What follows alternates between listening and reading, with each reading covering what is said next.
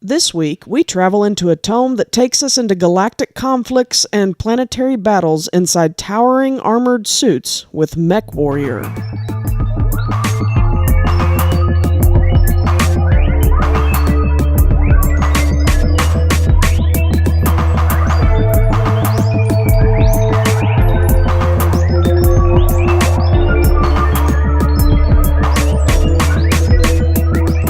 10,000 years of organized warfare have culminated in that fabrication of arms and armor, of mobility and strength, called the battle mech. The typical mech stands 10 to 12 meters tall. Vaguely humanoid, it is an armored giant of myth and legend come to life.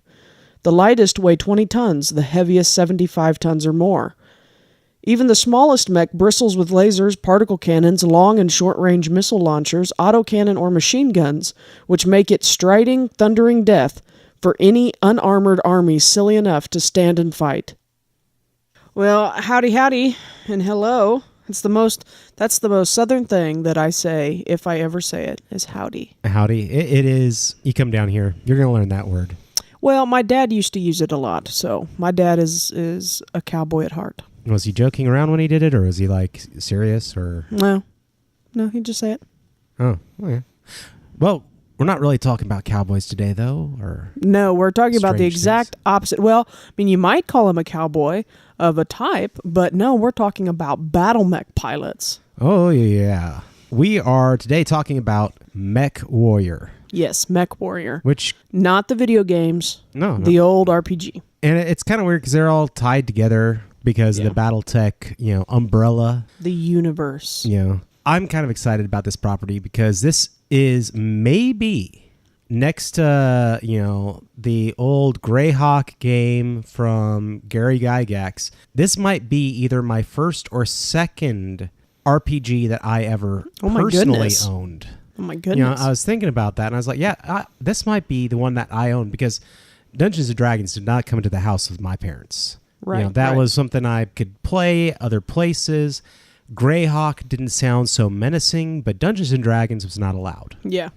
I got into this game when I was pretty young. I guess I would say maybe around 10 or 11 years of age in Plano, Texas. And it came out from FASA, which FASA, and the typeface they even use for the name, it does sound like NASA, and it looks like NASA as far as the logo goes. Yeah, and that was something, because what did you say it stood for? Fredonian Aeronautical Space Administration. Agency or administration. So it is. It's really just a play on NASA. Yeah. It's always odd when I hear people say FASA because the way, which shouldn't be because NASA, you're right, is the same. I didn't even make that correlation, so that shows how dense I was on it. But I've always, when I see it, I read it FASA. Yeah. Because it's in all caps, so I don't assume that they're trying to make it a word. But yeah, if it's like NASA, then yeah. Yeah. So. I wonder what they were thinking when they named their company that. I mean, they just might have been really cool guys and kind of joking around because. Did they not have an origin found on? Not really. I mean, other than Fredonia, which is the name of the make-believe country for the Marx Brothers in the movie Duck Soup. Really? Yeah. Okay, because there's a college or something also. The Fredonia.edu is the State University of New York at Fredonia. They are the Blue Devils. See, when you said it earlier to me, you said Fredonia. I was thinking of, for some reason, it popped into my head, Knights of Fredonia. But I think I was thinking of the Muse song. I think it's Knights of Sidonia. Oh. Which is a pretty awesome song.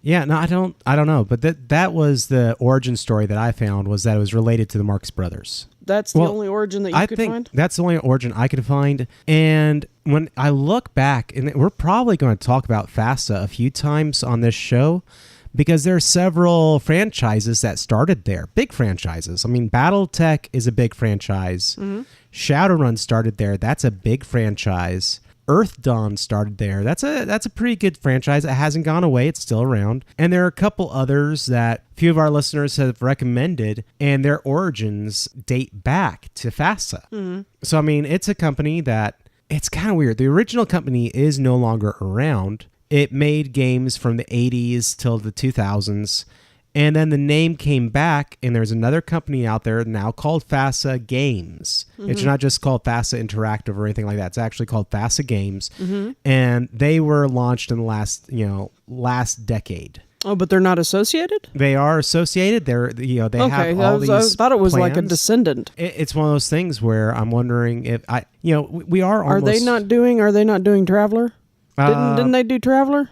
They did Traveler during some iteration, but Traveler is right now with Mongoose, and Mongoose actually had a Kickstarter not long ago for relaunching it yet again. Okay, this here does say that Fredonia was probably first used by Americans immediately after the American Revolution in place of the demonym American. Freedonians. Interesting. The term Fredonia was later popularized by the 1933 Marx Brothers movie Duck Soup. But then, farther down in fiction, later works of fiction, it does list the American game publisher FASA's name was originally supposed to stand for Fredonian Aeronautics and Space Administration. In their first publication, a set of Starship deck plans for the game Traveler, the accompanying introduction was signed Rufus T. Firefly Director. In the Sierra Entertainment PC game Quest for Glory 2, Trial by Fire, the character Ali Chica is a parody of Chico Marx. If a non-player character is asked about Ali Chica after his disappearance, the player is told that he went to Fredonia. Oh my goodness, that is amazing. I love the Quest for Glory series from Sierra. Those were such great games. Oh, I could almost So now wax on about those. Sierra, love you. Sierra, thank you for coming back. So now we've linked it to two things that John loves, because I'll be 100% honest.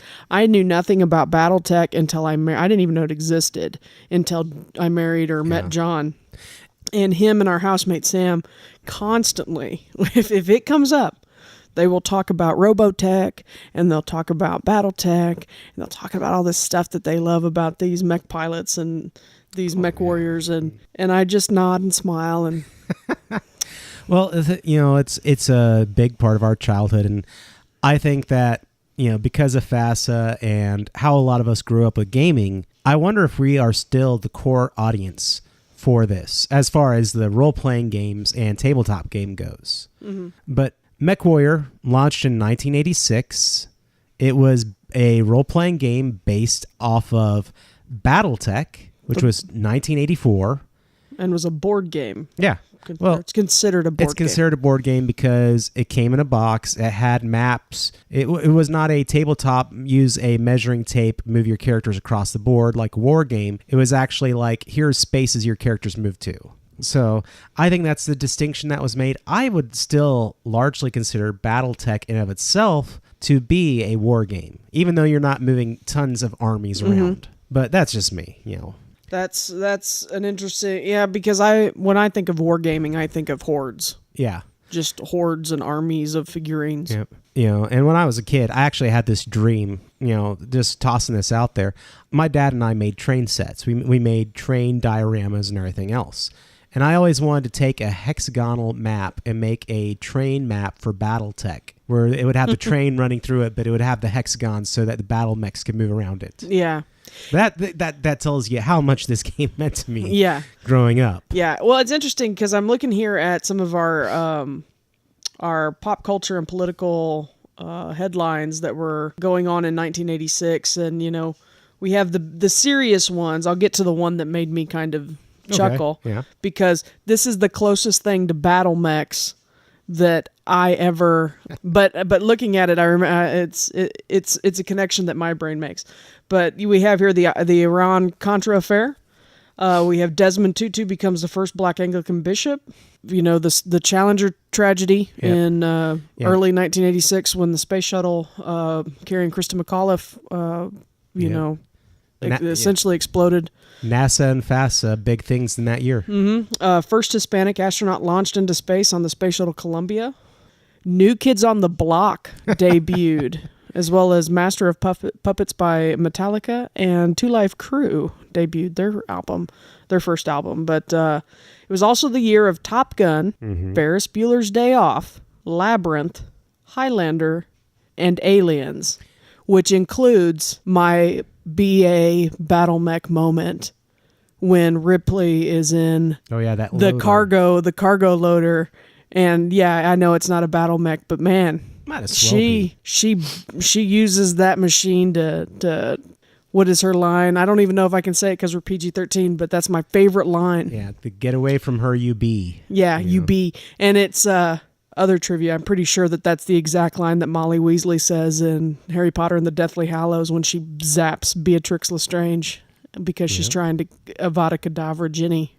Yeah, and I'm pretty sure she says that exact same thing, and I'm like, yes. But at least 2 of those movies are without a doubt to this day, many people would put them on their essential nerddom lists with Aliens and Labyrinth. Yeah, if Aliens isn't on your nerddom list, get out of here. And, it doesn't even, I don't even think Aliens counts as a nerd movie. That movie is scary.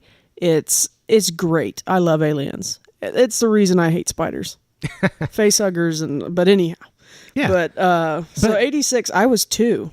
You were 2. How old were you? You were what, almost 9? I was almost 9, and that was my family's first. No, you were 9 because you're born in 76, right? I always think you're born in 77. That was December. So you were going to be 10. You were 9 all the year. But that was also our first family trip to go to Disney World. Oh. So that was a big year for me. I still remember 86 Disney World. Yes.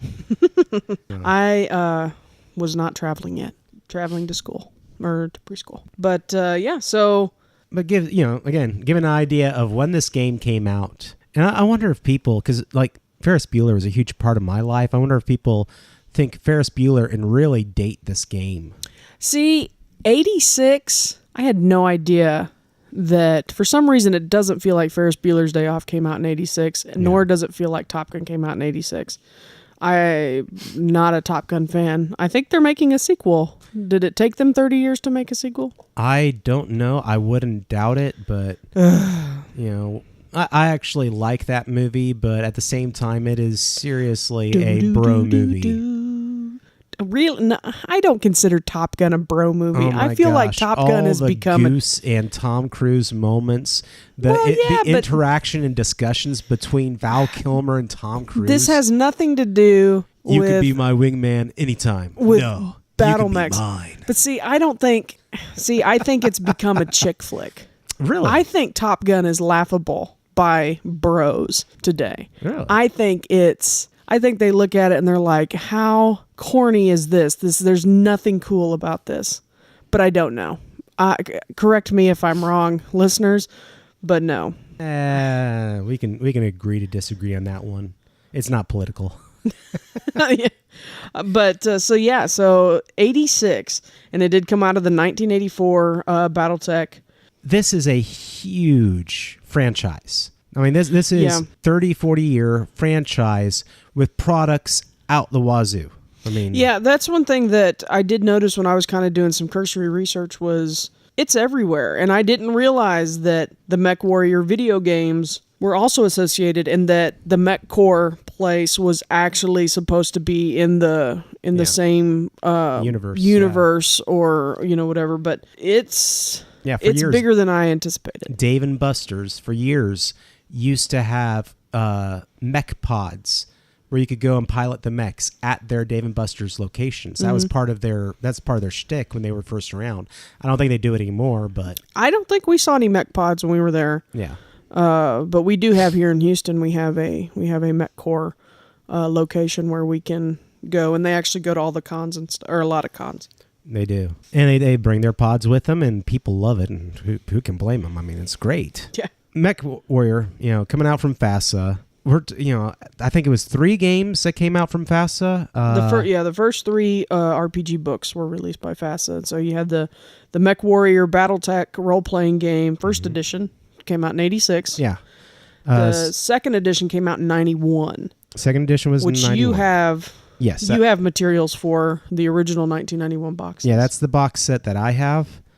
And then there was third edition MechWarrior, which was 1999, which was the final one that they were, I wouldn't say involved with, but that was the final one with their logo and their release. Okay. Because what's always been claimed is that the creator of MechWarrior or BattleTech, to some extent, has always followed the franchise wherever it went. Oh, okay. I don't know if that's exactly true, but that's something that I've heard out there. Yeah. It's interesting to me how many... so WizKids picked it up and released the next game under the FanPro moniker, which was the classic BattleTech RPG, came out in 2007. And it says here the name was changed to avoid confusion with their MechWarrior Dark Age game, which was a clicks-based game. So if you're familiar with HeroClix or any of the other clicks, it was a clickable base game. Which is WizKids and FanPro. That is pretty much what I think FanPro has become really known for. Other than, collectible memorabilia storage, they have become really known for the clicks games. Right. I mean, there are leagues, aren't there, where there are people that... Is FanPro still a thing? I believe FanPro is still a thing. FanPro is the parent company and WizKids is underneath it. Okay, well... Or is it the other way? WizKids or was it the other way around? I thought WizKids was part of Wizards of the Coast. Am I wrong? No, they are separate companies. Well, ignore me, folks. Well, now, but that does bring up a good question. Were they separate companies? Because Wizards of the Coast put out the collectible card game of BattleTech. Yes, there was a collectible card game of BattleTech by the company that put out Magic the Gathering. So could WizKids be tied to Wizards of the Coast? I thought it was, but it doesn't look like it is. Well, it used to be Topps. Yes. Yep. So, and then Topps announced it was shutting down WizKids in 2008, but it looks like it popped back up. So they probably sold the property elsewhere, but that Topps, as far as I know, is still around because they, to this day, still own the license and they lease it out to companies. Now they don't. I should rephrase that a little bit. They own the license to the role-playing game and the tabletop RPG portion of it. Oh, okay. Because that's something we'll discuss in just a bit, is like the video games. But yeah, WizKids put out classic BattleTech RPG in 2007. And today, like the game, if you go to Gen Con or you go to any of the big conventions and you see the stuff for BattleTech or MechWarrior, it's usually held by Catalyst. And Catalyst obtained the rights. They leased the rights from Topps to put out the game. They did a great beta release, which is still available out there for free on the internet at DriveThruRPG. Okay. You can actually obtain the beta release of this. And it's called A Time of War. And it came out in December of 2010. They have been still producing material for it. Right, yeah. I mean, as of this year, 2017, in July, they put out a new Battle Mech manual. Yeah, and the manuals are pretty awesome. Oh, I guess you have a tech guide. Yeah, I have a tech guide. This or whatever manual, it's called. I have not obtained the new manual yet. Is the manual really like an operations manual? It looks like it's an operation. That's neat. And so I'm very curious about it, and I would love to get my hands on it. That's a goal here at some point. Warrior is a very elusive game for me. It's almost a game I expect to become, for me, a convention game where I will track down somebody playing it and get in on a table of it at some point. Because by and large, getting a group, I don't see it at RPG shops or your friendly local gaming stores. Mm-hmm. Usually they don't have this out. This is not one of their big items. Right. It's to me, it's a fairly elusive game in that way. You're not going to find it on Roll20. You're not going to find it on Fantasy Realms. Yeah. These aren't things that are being ran on on what is becoming the new media. Mm-hmm. I doubt. Now, I hear that there was somebody who did a Twitch stream of it for a while. Oh, interesting. There was actually a Twitch stream of the game, and I would love to look up that. Then I'm kind of surprised that it hasn't seen some sort of a renaissance, but it looks like it's really never gone away, and it looks like even while we're talking about the RPG, the fact that it has a continuing line of video games based in the universe, people are still playing. I mean, but you also have other things like Titanfall. Oh, yeah. Pacific Rim, where you're in these mech pilots. You know, I know that those aren't in the same universe, but I mean, there's still an interest in it, and it's just a shame that, for whatever reason, we're not seeing, because I've never seen it in a game shop. Yeah. Robotech, Macross, I mean, when you think about all the things out there that are pop culture that are mech, even like in the last 2 months from of when we have recorded this, but in the last 2 months, there was the competition between the Japanese mech and the American mech, where the two, people took a year or two and built mechs and did a battle. Mm-hmm. And that was, you can go and watch it on YouTube. And the hope is that maybe that will turn into something more, which to me reminds me of another property that MechWarrior did called Solaris 7, which is this planet in the universe of BattleTech where the pilots all come together to compete in competitions. There are stables like in sumo. There's always the Japanese elements in this game to some extent, because I think that was a hot thing in the 80s. But there were stables that people would join, and you'd work your way through the stables, getting into better ones. You were working for fan recognition, all these cool elements. But ultimately, it was a competition to see who was the best. Mm-hmm. And so that kind of reminds me of this a little bit. Sorry, I was reading the Megabots thing that I mentioned, and it's what you're talking about. Ah, okay. It's Megabots challenged Japan to a duel. In the summer of 2015, Megabots Incorporated completed construction of the USA's first giant piloted mech.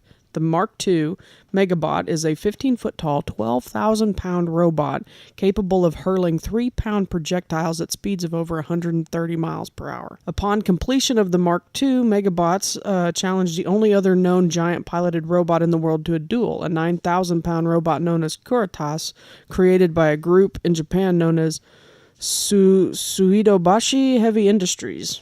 I probably butchered that. But they accepted, and their response was that they would accept only if they could do melee combat as well. And their quote from Kogoro Kurata is, "Just building something huge and sticking guns on it, it's super American. If we're going to win this, I want to punch them to scrap and knock them down to do it." And so, yes, they crowdfunded it, and in October, history was made as they dueled. And it was interesting to watch. Well, and I'll say, I thought for some reason that they were remote controlled.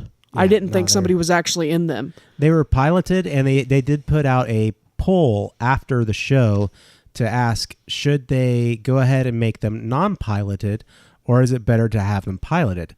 I think you could increase the action and the danger to the things if they were unpiloted, because there were several times during the competition where they would pause and they'd take a break to check everything out. Yeah, well, you don't want the thing. I mean, especially you don't want people if getting hurt, even in a competition. Especially if they're chucking 3-pound projectiles at 130 miles per hour, somebody could get seriously injured or dead. So, I don't think they actually used that cannon for this competition. They actually put like what looked like a paintball Gatling gun on there. Oh, okay. So, I mean, it sounds cool. It sounds like it would be a really neat thing. So, check it out. Make your own decision about that. Yeah. So that's the closest thing that we have in real life. In this gaming universe of BattleTech and MechWarrior, there's a lot of opportunity to take on different roles, because it's a very, very expansive universe with an incredibly detailed timeline. Starting off with what was, the fall of something called the Star League, all the way through what's called the Clan Wars, even further along, and these are timelines of hundreds of years as each one of these things. Yeah, because place. I know there is material out to document history from, I believe, the late 20th century all the way to the mid 32nd. Yeah, and you can play as characters roughly. I mean, with a good GM, you can play with these characters in any of those scenarios. Mm-hmm. And you can go find the older books, because the material is still available. Right. Find the older books and get on the earlier stuff, the earlier eras. Mm-hmm. But so you can play at nobles from houses, mercenaries, these clan people that we talk about, and by clan, lowercase c's, not anything else. But they are genetically created super soldiers who see the rest of humanity as beneath them. And so, they're each clan has its own kind of animal spirit guide thing, and interesting. They pilot mechs, and they got these guys that are even more ripped than they are, called elementals, and they pilot little small mechs that barely cover their body. Interesting. Yeah, there's so many ways to get in on this game, and so many eras, so many things, and so many rules, so many different dice sets. Like it has been a 2D6 game. It's been a 10, it's been a 2D10 game. Mm-hmm. It's been a game with, very few stats. Mm-hmm. It's been a game with 8 to 10 stats. Mm-hmm. The most recent iteration, which is by Catalyst, who put out Shadowrun, and kind of makes sense. Shadowrun is a game where you spend XP to make your character. You have like a point pool that you build your character out of. The new MechWarrior, the new A Time of War game for it, is much like that, where you're spending points to get that. So there's all these different iterations of this game that's out there. Now, within 10 years of this game being released, MechWarrior has been ranked as the 49th of the 50 best RPGs of all time, or the most popular RPGs of all time by Arcane Magazine, which was a very big magazine for gaming at that time. Wow. And two things in my mind, my mind jumps out with several things in that. It's like, okay, why wasn't it higher on the list? Yeah. With as prolific and amazing as this But series by is. 96, was it as prolific? Not really. There was probably the first first-person shooter where you're actually in a mech had probably come out by that time. The second one was probably on the way. Okay. But at the same time, it really makes me say, in my mind, oh my goodness, there are probably 49 other games out there that are RPGs that I probably have either never heard of or aren't around anymore. Because when I think of the big games now, a few of them have only come out in the recent years. Right. It's one of those things where I'm like, ooh, I get a whole bunch of stuff to research now. Well, and that's the thing, is Arcane Magazine talking tabletop? Or is it talking role-playing games, including video games? I don't know. Because by 96, I mean, there was... Well, Final Fantasy was around, and other things were probably around. I think Ocarina of Time came out in 96. Ooh. I consider it an RPG. Yeah. That would be something to look into. I'm not sure. But, I mean, if they were including video games as well... But, so... Game's been around. Wrong. It might have been 98. Yeah. Game's been around a long time. It was 98. Ago. And like I said, so I came across this game when I was pretty young. And I had, been watching a cartoon on TV called Robotech. Loved it. Great game. Or a great TV series. Although it's one of those things where I loved it as a child and I've tried to go back and watch it. It is so hard to go back and watch it. The voice acting was so terrible. And it had this great, I had this narrator. But I will say that the soundtrack has held up to time, and I love the soundtrack of Robotech. I'm in the store, and I see the BattleTech box on the shelf, and I'm like, ooh, I want that. I want to get into that. And they had minis at this place, and my parents bought me my first minis, without a doubt. These are the first ones I ever had, and you've seen them now. I've seen them, yeah. You brought them out the other night. And these were, I bought them from this game store at Collin Creek Mall in Plano, Texas. I bought them and took them home and painted them up, and I was so just enamored with it. I loved the concept of it. I was just like, oh, this is so wonderful. Where have you been all my life? Of course, I was probably like 9 or 10. Yeah, well, yeah. When did you got those when you were? I got those when I was pretty young. Okay, in the mid '80s. So right about the time MechWarrior came out. I've kept the minis. Keeping up with some of the books has been much harder. I still have my set of Solaris 7. Yeah, that was what we were looking at the other night, which is the original 1991 box that includes a GM guide, a player's guide, and several maps and character sheets and build your own mech sheets, etc. But yeah, I have my own Battle Master still, which was probably one of the first ones I got, a Warhammer, and a Phoenix Hawk. I got the Phoenix Hawk because it looks specifically like one from the Robotech series, which, oh boy, do we get to talk about that. Yeah. And, I continued to collect these games, and I played them largely by myself until I was an adult. Some of my friends would get in with it, with me, but by and large, like when I was younger, they were all like, oh, we don't want to play a game that's too close to anime. We don't want to do that. We don't want to. Oh, you had the friends like we were that were, no, anime is kind of stupid, John. Yeah. Ew. And now we watch it all the time. But I knew not what I said.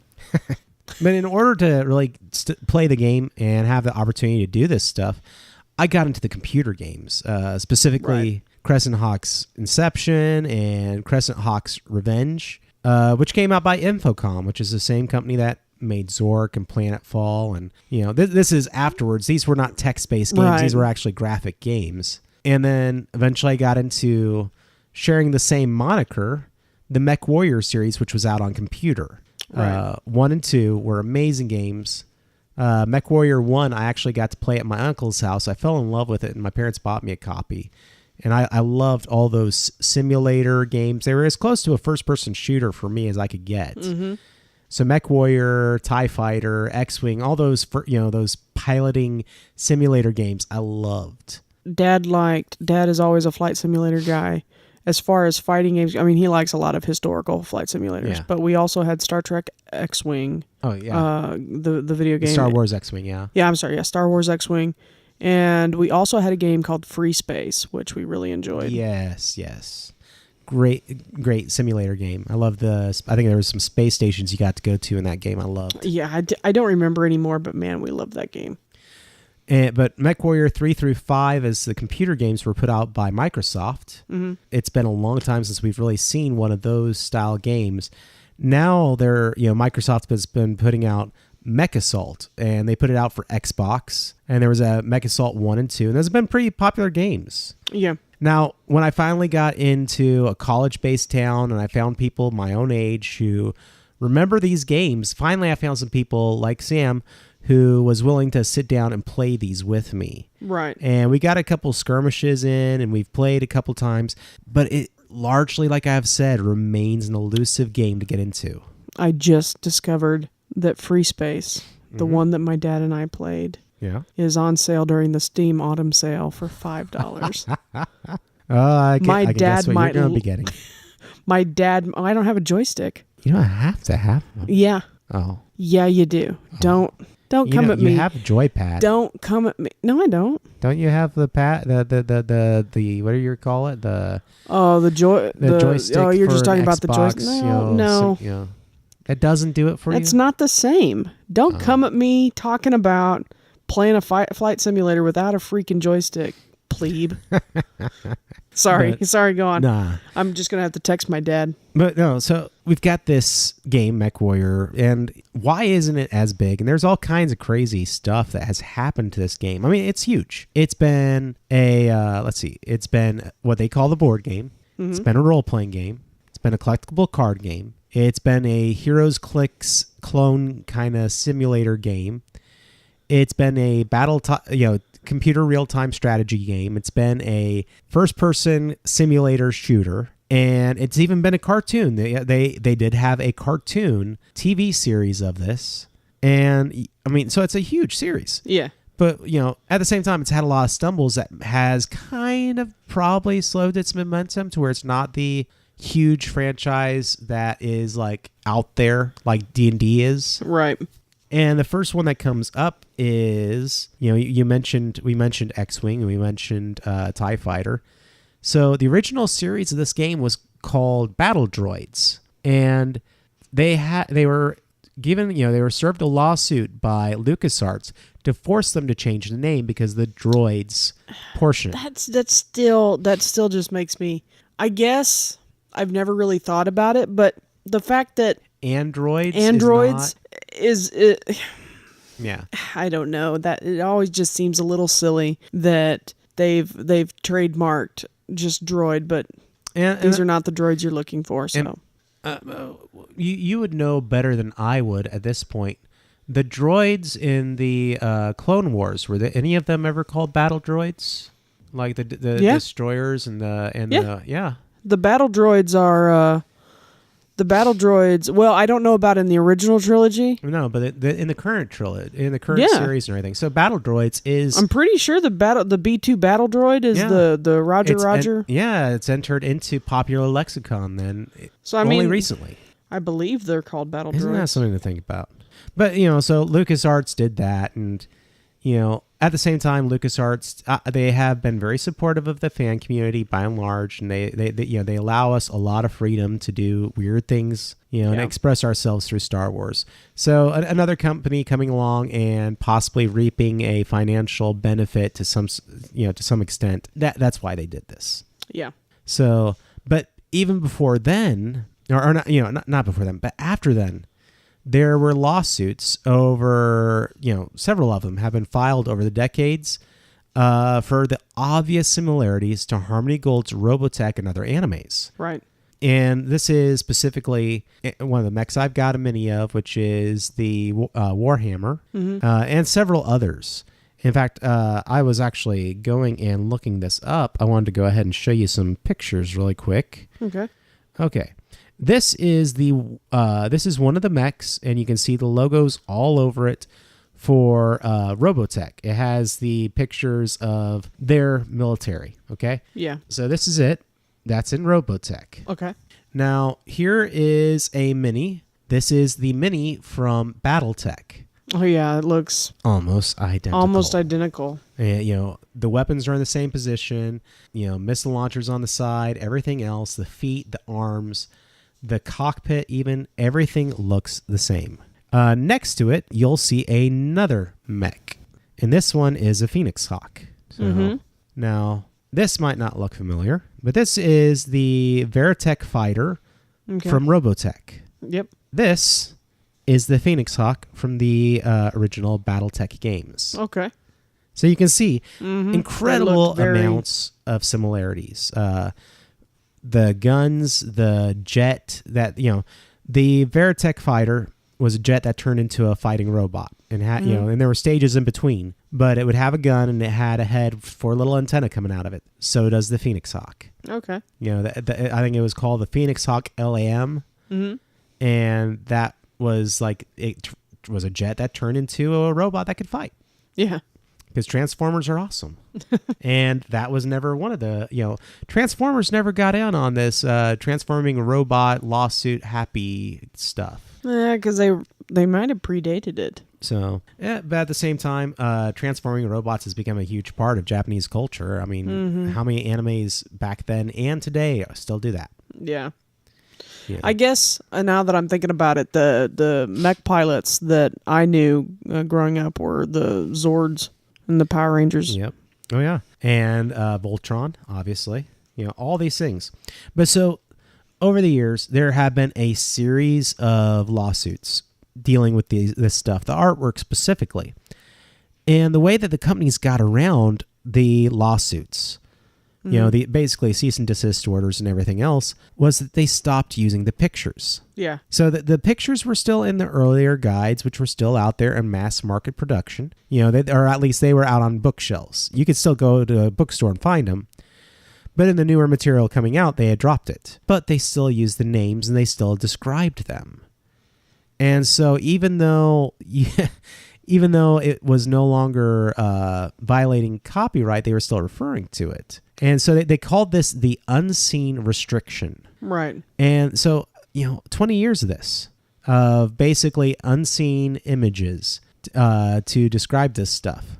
And it was, but yet they still referred to it.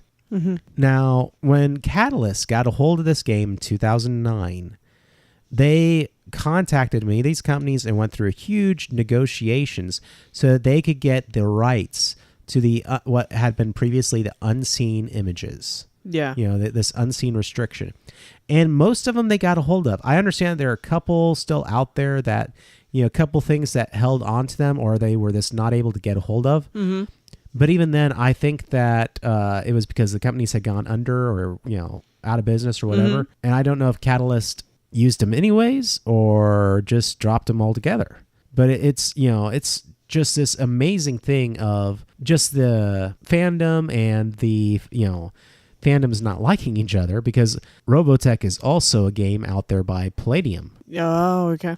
And it has its own fandom. And so I'm pretty sure that there might be a little bit of don't cross the streams kind of thing. Yeah. That the fandoms stay very separate and do their own things. Palladium put out their own Shadow Wars Chronicles, updating the Robotech not too long ago. And their stuff is available on DriveThru RPG too. But the feel is very different. BattleTech is very military, while Robotech is almost space fantasy. It's such an amazing thing. But BattleTech, though, and MechWarrior, it seems like it's, it's like, I think of it's like this boomerang game. It goes out and comes back, And this will not die. And so, like we were talking about, here's all these things in the same universe. What was the place called? MechWarrior? Yes, MechWarrior is in downtown Houston. All these products and these releases, it's a prolific game, even if it's not powerful. Different companies have produced minis for it. The box sets, I should note, a lot of the box sets, if you can find one that's unopened, will have cardboard minis in it. So you didn't have to go. Pawns. Yeah, so you didn't have to go buy the metal minis unless you really wanted to. Yeah. You would have the minis in the box that you could use, and heck, you could always just take a piece of cardboard and write a name on it and stick it on the table and play the game. Yeah. But it's just this game so FASA put out minis for it. Ironwind Minis put out stuff for it. Raoul Partha, who for a while was probably one of the most prolific and well-known mini companies for a while there. Armorcast. All these companies have done minis for that game. Right. TV series, over 100 books, novels and everything else in there. Yeah. Yes. With authors. There's tons of stuff. Yeah. Michael Stackpole. It's just, it is such a prolific and amazing You have said company. that name before, like I should know who that is, and I don't know who that is. Michael Stackpole is a fiction writer. American science fiction and fantasy author. Yeah. He is a very... Oh, he's designed for RPGs. Yep. And stuff as well. So he designed Tunnels and Trolls, which is a competing product for Dungeons & Dragons back in the 70s. Designed role-playing games such as Mercenaries, Spies, and Private Eyes. Conan the Barbarian. I got to read this because this is an interesting thing. So Patricia Pulling was... What? Patricia Pulling. Pulling? You don't know her, but most gamers from my age know her because of something called the Pulling Report that was put out. Patricia Pulling created this very fantastical look of the world if role-playing games were allowed to continue to be in existence. Mm-hmm. She found a psychologist who's been discredited, who basically said that there would probably be 200 to 400 role-playing game-induced suicides a year. And she said that it was tied to the occult and tied to criminal activities. And presented this... is that who she... Yeah, she presented this report to police departments all over the country during the 80s, satanic panic. Yep. So he actually would began to promote and defend the role-playing game community. Stackpole was one of the big advocates of role-playing who stood up against her. He published an argument in an article called The Truth About Role-Playing Games in a 1989 book called Satanism in America. It looks like he also published one of his first articles about the media misinformation in Sorcerer's Apprentice number 14 in spring of 82 in an article called Devil Games? Nonsense! And even debated the Western Regional Director of Pulling's BADD organization on the radio on July 14th, 1987. He compared BAD's statistics of suicides among role players to the general rate of teen suicide and found the number of role players committing suicide was actually lower than those who were not gamers, and published his argument in an article, as you said, called The Truth About Role-Playing Games in the 1980 book Satanism in America. That is... my respectometer has gone up for him. Respectometer. But so he wrote he wrote books about BattleTech for FASA. Mm-hmm. He wrote books about Star Wars for Bantam Books. Yeah, he's written. I'm sitting here looking at. Oh, you're looking at a list of everything he's written. Yep. Oh yeah, he has worked with Timothy Zahn, who is... He does a podcast. Yeah, Timothy Zahn is another big sci-fi writer. They challenged each other to a game of Trivial Pursuit Star Wars to see who could beat who. So they must be pretty good friends to get away with that. Yeah, he's written a lot. It looks like he's written more BattleTech than anything. I mean, not more BattleTech than anything else, but as far as he has written more titles under BattleTech than he has written for Star Wars, that he has written for Dark Conspiracy, that he's written for... And he, in 2014, he did the Crusader Road for Paizo. For Paizo, yep. He did a Conan the Barbarian in 2011 for Berkeley. That's pretty impressive. So yeah, he's done quite a bit of stuff. But so now we all know who Michael Stackpole is. Now I'm educated. Yeah, I actually have. They talk about the Warrior trilogy. I actually do have those books upstairs in our library. Oh, okay. So that is a great series. I love it. But so game's doing extremely well. It continues to. Mm-hmm. Right now, it is held by Catalyst. And Catalyst this year, just prior to Gen Con, on June 1st, 2017, they announced that they were going to take the game, BattleTech, A Time of War, and they were putting someone else in charge of it. They were actually putting their art director, Brett Evans. He is taking over the helm as producing BattleTech, and the idea is to create new material and revise some of the old material and continue with this franchise. Okay. So that is really exciting to me, and I think that, Catalyst does a great job with the games that it puts out. At the same time, they are the home of Shadowrun, which started off with FASA. So for those two properties from FASA to be in the same place at the same time nowadays, I think is awesome. But anything else you want to add on this? No, I think it sounds pretty cool. We're hoping to do some character creation. Yeah. And then we may have a surprise for any Patreon supporters coming up that we'll talk about later if we can work it out. Yeah, we'll probably put that in our next show, but that should take care of everything for now. Thank y'all all listeners very much, and we hope to see y'all back again. Have a good night. You've been listening to Tome Travelers. Please subscribe to get our episodes as soon as they release. For more information about us, check out PassionNerdly.com, @PassionNerdly on Twitter and Instagram, as well as Facebook.com/PassionNerdly. Also, if you're interested in supporting our show, look us up at Patreon.com/PassionNerdly. Once again, thank you for listening. This has been a production of the Southgate Media Group. For more podcasts like this one, head over to SouthgateMediaGroup.com.